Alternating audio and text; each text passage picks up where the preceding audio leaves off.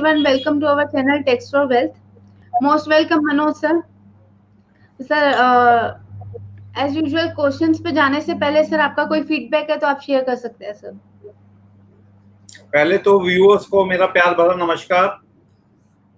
हमारा show 3:30 every Friday tax की बात आपके साथ, हमेशा के लिए की तरह एक ही बात, टैक्स की बात। और आप टैक्स की बात में हमारे साथ जुड़िए और इनकम टैक्स से जुड़े जो भी आपके सवाल हैं, परेशानियां हैं या किसी तरह की भी आपको दिक्कतें आ रही हैं कोविड-19 के कारण या किसी और कारण से, तो आप अपनी समस्या का समाधान बेझिझक हमारे से पा सकते हैं और वो भी फ्री ऑफ कॉस्ट। तो आप हमारे साथ जुड़िए हर शुक्रवार टैक्स की बात आपके साथ। जी sir, moving to the question sir. सबसे पहले व्यूअर का क्वेश्चन है, gold price are hiked very much during कोविड-19 pandemic. I have in possession of certain jewelry which I want to sell now to get liquidity, whether I am liable to pay any tax on it or not. देखिए sir, बिल्कुल ठीक है कि Covid के time में gold के price top पर पहुंच गए हैं, बहुत ज्यादा हाइक हुए हैं और अभी और भी हाइक संभावित है। आपको लिक्विडिटी चाहिए, कोविड में लिक्विडिटी हर एक को चाहिए, लेकिन अगर गोल्ड बेचकर आप ये लिक्विडिटी जनरेट करेंगे तो आपको हो सकता है कि हैवी कैपिटल गेन देना पड़े। जी हाँ, सभी लोगों को ये समझ लेना चाहिए कि अगर वो गोल्ड सेल करके लिक्विडिटी जनरेट कर रहे हैं तो gold jewellery is a capital asset. Gold jewellery is a capital asset on which you have to pay tax. If you are selling your gold to get the liquidity during that COVID-19 pandemic, तो you have to pay capital gain।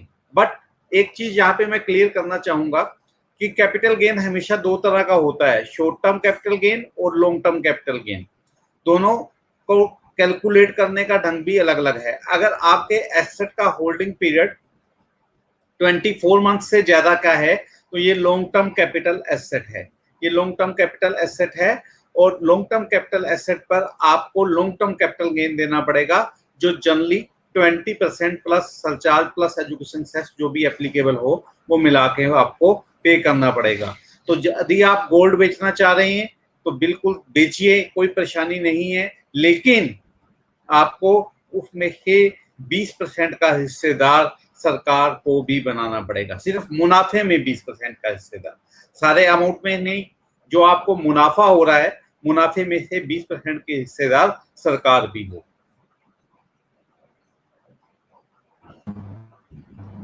Sir, moving to my next question.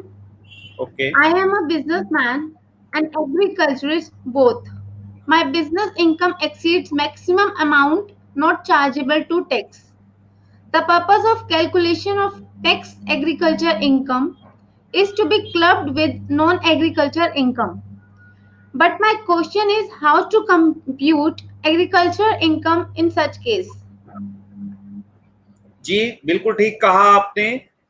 अगर कोई भी व्यक्ति agriculturist है और non agriculturist भी है तो ऐसी दिशा में अगर उसकी non agriculture income maximum amount not chargeable to tax से एक्सीड करती है और आपकी एग्रीकल्चर इनकम 5,000 रुपए से ज्यादा है, तो ऐसी दिशा में किस टैक्स ब्रैकेट में आप आएंगे? आप 10% वाली टैक्स ब्रैकेट में आएंगे, 20% वाली टैक्स ब्रैकेट में आएंगे या 30% वाली टैक्स ब्रैकेट में आएंगे? ये जानने के लिए आपको एग्रीकल्चर इनकम को नॉन एग्रीकल्चर इनकम के साथ क्लब करना पड़ेगा। लेकिन आपका सवाल बहुत रेलेवेंट है, जहां पर जाकर लोग फंस जाते हैं कि how to compute the agriculture, how to compute the agriculture income. This is very relevant question, because for calculating agriculture income there is no prescribed rules. It is to be computed in the same manner if it is computed, if it is non taxable or it is taxable, यानी agriculture income पर उसी तरह है आपको tax देना है जैसे कि आप किसी और इनकम पे देते हैं, क्योंकि अब जब आपने क्लबिंग करनी है, 1 मिनट में क्लबिंग के लिए हम मान लेंगे कि एग्रीकल्चर इनकम भी नॉन एग्रीकल्चर इनकम की तरह है और टैक्सेबल है। उसे कंप्यूट करने के लिए सपोज 1 मिनट के लिए मानते हैं आप खुद खेती कर रहे हैं और उस खेती के लिए कुछ एक्सपेंडिचर भी हुए, तो जैसे आप बिजनेस प्रोफेशन हेड की इनकम निकालते हैं वैसे ही आपको प्रॉफिट एंड लॉस स्टेटमेंट बनानी पड़ेगी, एग्रीकल्चर सेल दिखानी पड़ेगी, बीज के खर्चे घटाने पड़ेंगे, हार्वेस्टिंग के खर्चे घटाने पड़ेंगे, खाद के खर्चे घटाने पड़ेंगे, इलेक्ट्रिसिटी के बिल घटवाने पड़ेंगे, लेबर एक्सपेंस है वो घटाने पड़ेंगे। जो भी खर्चे आपको सेक्शन 30 और 37 में which is Holi and exclusively for the purpose of business होते हैं, या 32 का डेप्रिसिएशन है या कुछ और है, सब कुछ आपको मिल जाएगा for computing the agriculture income. Therefore, the agriculture income is to be computed in the same manner, treating it as non-agriculture income. तो उसके ऊपर जो भी टैक्स बनेगा, जो भी पोजीशन बनेगी, वो उस ब्रैकेट पे जोड़ के हम देखेंगे। लेकिन आपको ये भी बता दूं कि एग्रीकल्चर इनकम पूर्णतः कर से मुक्त है। सिर्फ ब्रैकेट तय करने के लिए कि किस स्लैब में आप टैक्स पे करेंगे, आपको एग्रीकल्चर इनकम को नॉन एग्रीकल्चर इनकम के साथ क्लब करना पड़ेगा। और ये सिर्फ इंडिविजुअल एचयूएफ के केस में है जो क्लबिंग होती है। अगर आप कंपनी है या फर्म है तो ये क्लबिंग वाला प्रोविजन नहीं है, क्योंकि वहां पे तो टैक्स रेट ही 30% है। वहां पर स्टेट फॉरवर्ड आपको 30% की रेट से टैक्स देना है, वहां पर ऐसी पोजीशन नहीं आती। तो फर्म या आप कंपनी है या एलएलपी है जो एग्रीकल्चर बिजनेस और नॉन एग्रीकल्चर बिजनेस कर रहे हैं, तो वहां पर इस तरह की कोई सिचुएशन नहीं है, वहां पे क्लबिंग करने की कोई जरूरत नहीं है for calculation of tax rate, क्योंकि वहां पे मिनिमम टैक्स रेट भी 30%, मैक्सिमम रेट भी 30%, जो भी रेट है कंपनीज के केस में 26% तो 26%। तो लेकिन अगर आप इंडिविजुअल या एचयूएफ हैं या एओपी हैं, बीओआई हैं, आर्टिफिशियल जुडिशियल पर्सन हैं, तो ऐसी दिशा में क्लबिंग फर्क सकता है, क्योंकि हो सकता है आप 10% वाली टैक्स ब्रैकेट में आए, हो सकता है आप 20% वाली टैक्स ब्रैकेट में आए, हो सकता है आप 30% वाली टैक्स ब्रैकेट में आए। तो whenever you are doing agriculture activity with your non-agriculture activity, please ensure that if you are meeting two conditions, your maximum non-agriculture income exceeds the maximum amount not chargeable to tax, and your agriculture income exceeds ₹5,000 in that particular financial year, then that particular provision has to be applied for deciding the tax rate applicable on you. तो उम्मीद है आपको आपका answer मिल गया होगा। मैंने कोशिश की है कि आपकी क्वेरी का आपको detailed reply. So moving to my next question. I have bought a residential flat from non-resident. Should I liable to pay any tax on it? What is the procedure for same? बहुत अच्छा question है इनका भी, क्योंकि अगर आप simple किसी resident से, हिंदुस्तान वाले से ही घर खरीद रहा है, मतलब दोनों बायर एंड सेलर रेजिडेंट हैं, तो हमारे पास नॉर्मल टैक्स प्रोविजन के हिसाब से टैक्स काटना होता है। अगर हमारी प्रॉपर्टी की सेल कंसीडरेशन 50 लाख रुपीस से ज्यादा है तो ऐसे दिशा में टीडीएस के प्रोविजन एप्लीकेबल होते हैं। परंतु आपके केस में आपने घर नॉन रेजिडेंट से खरीदा है। नॉन रेजिडेंट में सेक्शन 192 से लेके 194 LB तक नहीं लगते, 192 से लेके 194 तक जितने भी सेक्शन है नहीं लगते टीडीएस के। नॉन रेजिडेंट को अगर आप कोई पेमेंट कर रहे हैं तो please note that there is a section 195 in the income tax, section 195 in the income tax which deals with your problem. In the case you have stated you have bought a house, you have bought a flat from a non-resident, so you are liable to deduct the tax. You are liable to deduct the tax as per the provisions of section 195 of Income Tax Act 1961. Generally, there is no ceiling there. No ceiling there. No ceiling there. मतलब अगर आपकी घर की value 2 lakh है, 5 लाख है, 10 लाख है, 50 लाख है, 1 करोड़ है, 10 करोड़ है या 50,000 है, कोई फर्क नहीं पड़ता, टीडीएस तो कटेगा ही कटेगा। और मोर एवर वो 2% या 1% से नहीं कटेगा, वो हो सकता है 30% से कटे, हो सकता है वो 30% से कटे। तो be careful, be watchful, be educated कि if you are purchasing a house from a non-resident, or if you are giving the purchase consideration in a foreign bank account, so please be ensured that you are liable to deduct tax. You are liable to deduct tax as per the provisions of section 195. Otherwise, you have to face penal consequences and heavy tax liability. Even you can to face prosecution in this case also. So be very very careful, be very watchful, be educated. इसीलिए मैं कहता हूँ tax की कोई भी समस्या आए उससे पहले आप एजुकेट हो जाएं, और एजुकेट करने के लिए हमने आपके लिए बहुत अच्छा साधन शुरू कर रखा है। टैक्स की बात आपके साथ हर फ्राइडे 3:30 पर हम आपके हाथ आते हैं। तो आपकी इस तरह से जुड़ी कोई भी समस्या है तो हम हर संभव कोशिश करते हैं कि उस समस्या का समाधान कर सकें और आपको इनकम टैक्स में आने वाली परेशानियों से बचा सकें। तो इस तरह की कोई भी परेशानी हो तो बेहिचक बिना किसी टेंशन के आप जुड़िए टैक्स फॉर वेल्थ से और अपनी समस्या का निवारण कीजिए। Thank you very much sir.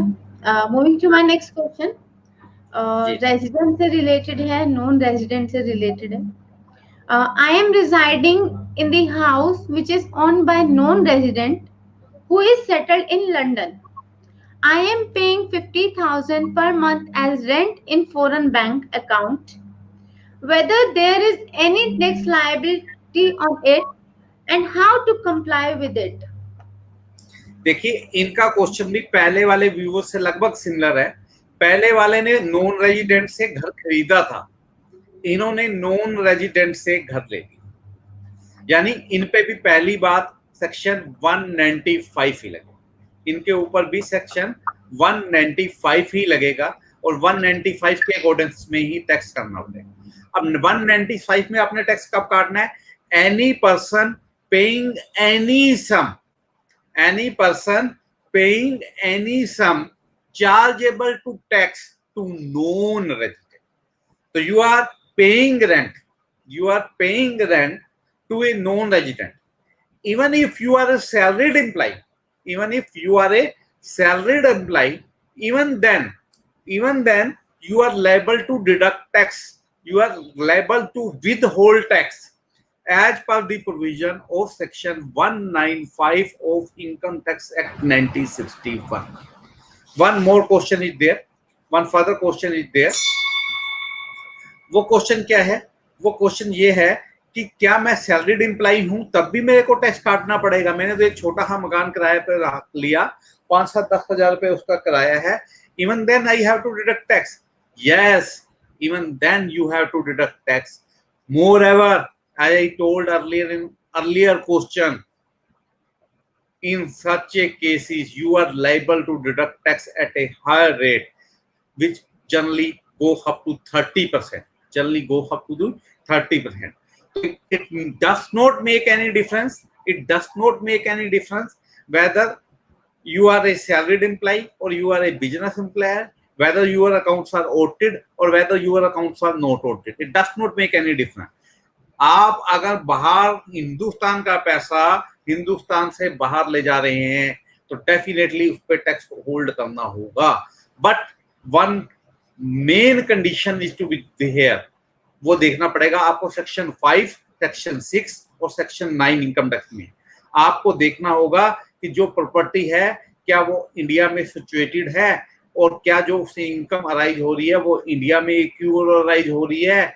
अगर ऐसा हो रहा है तो डेफिनेटली आपको टैक्स पे करना पड़ेगा। और जैसा कि आपने क्वेश्चन में पूछा कि आप सैलरीड एम्प्लॉय हैं और आप नॉन रेजिडेंट को रेंट पेड कर रहे हैं जो लंदन में रहता है लेकिन घर हिंदुस्तान में है, तो ये इनकम एक्यू और अराइज इन इंडिया है। इन सच ए situation you are definitely liable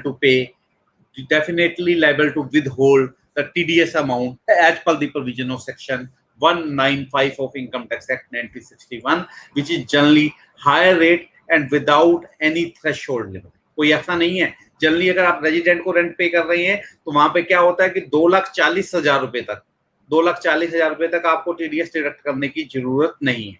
लेकिन यहाँ पे तो 2 रुपए भी पे करोगे तब भी TDS काटना है, जब तक कि वो लोअर डिडक्शन का या नील डिडक्शन का सर्टिफिकेट लाकर आपको प्रोड्यूस ना कर दे कि मेरी दिशा में टैक्स काटने की कोई जरूरत नहीं है। तो बी केयरफुल, मैंने आगे भी कहा, be watchful, be educated. So next question. During the financial year, I have received maturity of my LIC policy from Life Insurance Corporation of India of rupees 70 lakh. Should I liable to pay tax on it? Generally लोगों का ये सवाल रहता है कि मैंने LIC हरी उम्र भरी, 10 साल, 15 साल, 20 साल मैं किस्तें देता रहा, जब मैच्योरिटी मिलेगी पॉलिसी कंप्लीशन पे तो क्या ये टैक्सेबल होगी या एग्जेम्प्ट होगी? तो सेक्शन 10 एग्जेम्प्ट इनकम से डील करता है। इसी तरह LIC की मैच्योरिटी पे जो एग्जेम्प्ट पैसा मिल रहा है, LIC में आप जब पैसा देते हैं तब भी एग्जेम्प्ट है, LIC में कोई बोनस जो आता है वो भी एग्जेम्प्ट है, और LIC में जब मैच्योरिटी की राशि मिलती है वो भी एग्जेम्प्ट है। ई ट्रिपल ई का एक कंसेप्ट है, exempt exempt exempt. Exempt exempt exempt का कंसेप्ट क्या है ये भी मैं समझाता हूँ। जब आपने पैसा इन्वेस्ट किया तब भी एग्जेम्पशन, जब पैसे में कुछ एडिशन हुई, बोनस मिला, कुछ एक्यूरल हुई, तब भी exempt, when you are getting maturity then also exempt. तो ट्रिपल ई के कंसेप्ट पे LIC काम करती है। सेक्शन 10 में प्रावधान है कि whenever you receive maturity from life insurance corporation, whatever sum may be, कोई फर्क नहीं पड़ता कि 2 लाख है, 5 लाख है, 50 लाख है, 70 लाख है या 7 करोड़ है, ये टोटली कर से एग्जेम्प्ट है, टोटली टैक्स से एग्जेम्प्ट है। आपको इसको कहीं भी अपनी इनकम में रिफ्लेक्ट करने की जरूरत नहीं है, आपको इस पे कोई भी किसी तरह का टैक्स देने की जरूरत नहीं है, तो इस पे आपको चिंता करने की जरूरत नहीं। जी। So next question is, I ji, am a share trader and total turnover is rupees 75 lakh. Is it compulsory for me to declare my income under section 44 AD of Income Tax Act 1961, declaring presumptive income at the rate of 8%? देखिए sir, ये भी आज की date में एक common question हो गया है कि सेक्शन 44 AD जो रिटेल ट्रेडर्स के लिए है, क्या सभी तरह के व्यवसायियों के लिए है जिनकी इनकम 2 लाख रुपए के लिए है। अर्लियर ये होता था कि रिटेल ट्रेडर के लिए होता था या स्मॉल ट्रेडर के लिए होता था, अब तो ये MSME सेक्टर के लिए जो छोटे ट्रेडर हैं, किसी प्रकार का आप बिजनेस कर रहे हैं, whether you are a service provider, whether you are a retail trader, whether you are a wholesaler, whether you are a manufacturer, on all section 44 AD is applicable, but only condition is whether you are eligible assessee or whether you are engaged in eligible business। तो ले सकते हैं, लेकिन आपका question ये है कि section 44 AD mandatory है या सेक्शन 44 AD ऑप्शनल है। तो मैं आपको बताऊंगा कि 1 करोड़ से बाद ही ऑडिट कराने की रिक्वायरमेंट होती है, वो भी तब जब एक बार आप 44 AD को ऑप्ट करने के बाद ऑप्ट आउट करते हैं। तो आपके केस में आपने बताया आपने कभी 44 AD नहीं लिया है, पहली बार 44 AD में जाना चाहते हैं, तो नहीं जाना चाहते तो कोई कंपल्जन नहीं है। ऐसे में आप अपनी नॉर्मल बुक्स ऑफ अकाउंट बनाइए और उन नॉर्मल बुक्स ऑफ अकाउंट के बेस पर ITR 3 फॉर्म में अपनी रिटर्न भरिए। मैं फिर क्लियर कर रहा हूँ, 44 AD is optional, not mandatory. If you don't want to opt 44 AD, so there is no problem. In such a case, you have to maintain proper books of account, you have to prepare your balance sheet, and as per balance sheet, you have to disclose your profit, while but you have to file your income tax return in form number ITR 3. Again, I am sending, it is a bulky form. For filing this form, some kind of professional advice is needed. For file ITR 3 only with the advice of professional. Ji sir. Sir, I am sharing one screen. I have one question on YouTube that is a comment. I'm just sharing that.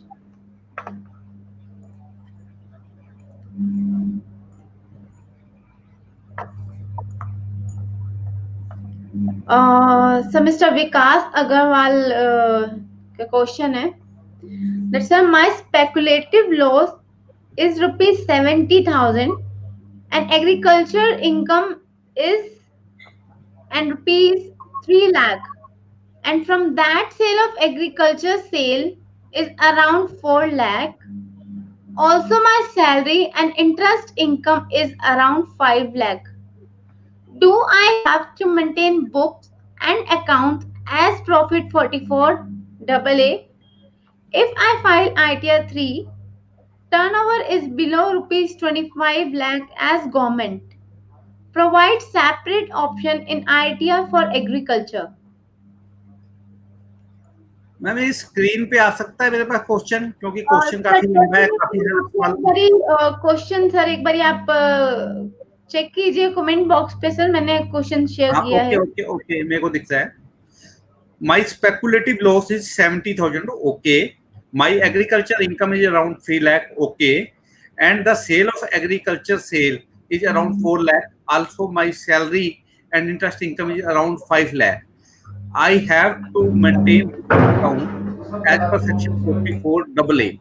If I file ITR 3, turnover is below 25 lakh, as the government provides separate option in ITR for agriculture. देखिए हर आपने काफी सारे सवाल एक ही question में पूछ लिए। पहली बात तो आपका अगर स्पेकुलेटिव लॉस है 70,000 का और you want to carry forward this loss to be set off in the future year with speculative income only, then you have to file ITR 3. If you have to file ITR 3, you have to prepare proper books of account.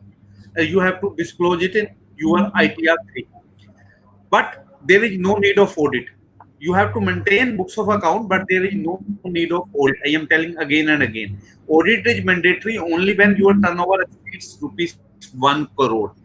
Further, you have said that the sale of agriculture is around 4 lakh and agriculture income is 3 lakh. तो उसमें भी कोई परेशानी नहीं है। Agriculture income के लिए ITR 3 form जा सकता है, तो ITR 3 फाइल कीजिए। और आपको जो आपने पूछा कि सैलरी इनकम और इंटरेस्ट इनकम भी है, तो कोई दिक्कत नहीं है।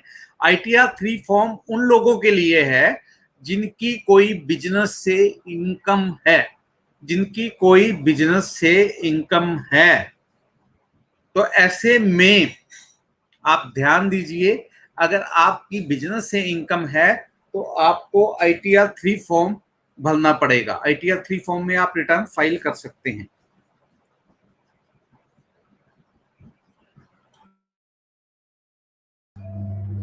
जी सर।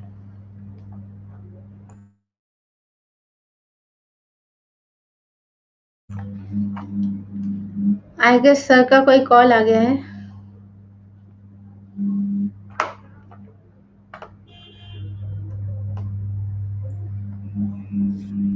जी सर नेक्स्ट क्वेश्चन जी सर क्लास क्वेश्चन लेते हैं और बाकी क्वेश्चंस हम लोग नेक्स्ट शो में लेंगे। सर एक क्वेश्चन कमेंट में ही आया हुआ है मेरे पास, let me share a screen again.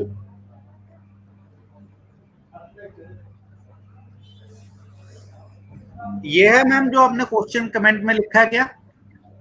नहीं सर, हाँ सर, यस यस यस, ये क्वेश्चन है ITR 3, just a minute sir. ITR 3 is allowed deduction of depreciation after giving 50% profit. देखिए सर, जब भी आप ITR 3 में जा रहे हैं, डेट मीन्स आप ITR 4 का सहारा छोड़ रहे हैं, प्रेजम्पटिव टैक्सेशन में नहीं जा रहे। तो ITR 3 उन्हीं लोगों के लिए है जिन्होंने प्रॉपर बुक्स ऑफ अकाउंट बनाई है। उसमें आपका कुछ भी प्रॉफिट हो, उसमें से आपको डेप्रिसिएशन मिलेगा, इसमें कोई दिक्कत नहीं है। तो ITR 3 में रिटर्न भरने का फायदा यही है कि आप डेप्रिसिएशन ले सकते हैं। But in case of professional, there is one more condition is here. वो कंडीशन क्या है कि ऐसे में आपको अगर 50% से कम प्रॉफिट डिक्लेयर आप करते हैं और आप स्पेसिफाइड प्रोफेशनल हैं, तो आपको अपने बुक्स ऑफ अकाउंट ऑडिट कराने पड़ जाएंगे इररिस्पेक्टिव ऑफ टर्नओवर। तो in the case of professional, declaration of profit of 50% is mandatory. तो इस पे थोड़ा सा आप ध्यान दीजिए, 50% वहां आपको डिक्लेयर करना पड़ेगा, या अगर आप 50% में नहीं जाना चाहते। लेकिन अगर आप बिजनेस में हैं या कुछ और है तो जितना मर्जी प्रॉफिट दिखा लीजिए, ITR 3 में आपको डेप्रिसिएशन मिलना ही मिलना है।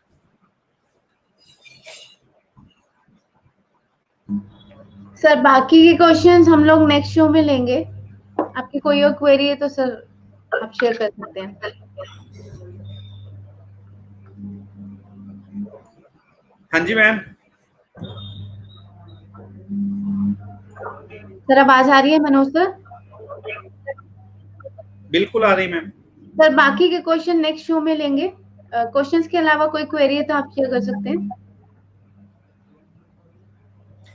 क्वेरी तो कुछ भी नहीं है, मेरी तो यही रिक्वेस्ट है बार बार कि ज्यादा से ज्यादा लोग हमारे शो से जुड़ें और अपनी समस्याओं का समाधान करें।